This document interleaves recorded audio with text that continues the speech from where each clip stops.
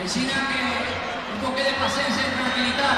Pero mira, amb la mascota va ensenyar a fer la